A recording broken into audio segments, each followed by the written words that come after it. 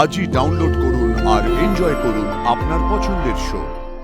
এখন যদি তোকে আমি আবার সেই কথাটা শুধোই, এবার তুই টিকটিক জবাব দিবি। কি কথা? তুই আমাকে ভালোবাসিস? আজ মা আমাকে বলল তুই নাকি কলকাতায় গেলে আর কখনো ফিরবি না। আমি যখন মাকে বললাম তুই তো ভালো কাজে কলকাতায় গেছিস, পড়াশোনা করতে গেছিস, ডাক্তার হতে গেছিস, তুই ডাক্তার হলে এই গ্রামের তো ভালো হবে, একখানা ভালো ডাক্তার পাবে, তাও আবার আমাদের বাড়ি থেকে। তখন মা কি বললো জানিস?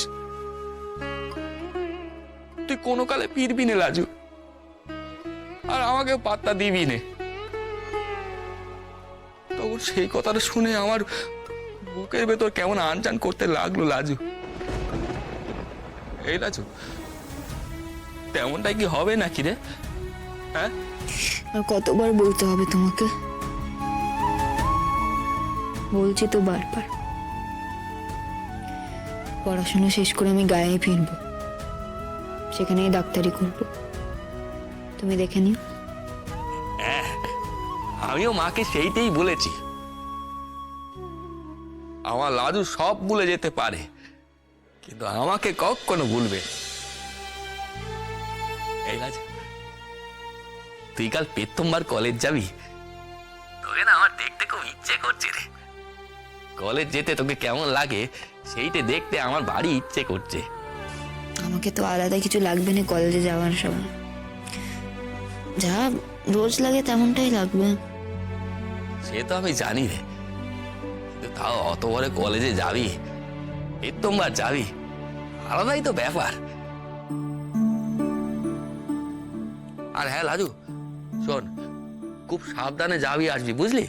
কাউকে বলবি ভালো করে বুঝিয়ে দিতে। তুই তো ওকে নিয়ে রাস্তাঘাট মোটেও চিনিস নে, খুব সাবধান, হারিয়ে যাস না আবার। অত ভেবো নে গো, সব পারবো আমি। সে তো তুই পারি আমি জানি, তুই খুবই স্মার্ট মেয়ে, তাও বললুম আর কি।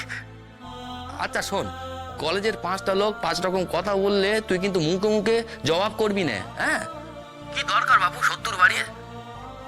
লোকে যে যাই বলুক, তুই কিন্তু তোর কাজটা করে যাবি, বুঝলি? বেশ, তাই করবো।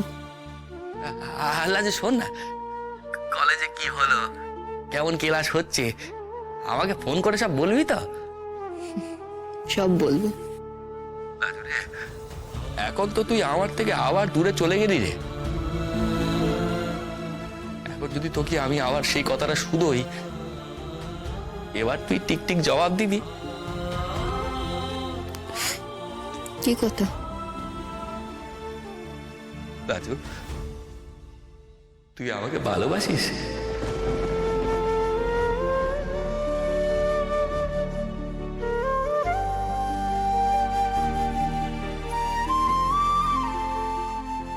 কি বলেছিলাম তোমাকে? এখন এসব ভাবনা চিন্তা নয়, আগে আমার ডাক্তারি পড়া শেষ হতে দাও। সে না হয় তুই তারপরে ভালোবাসলি, আমি এখন থেকেই বাসি।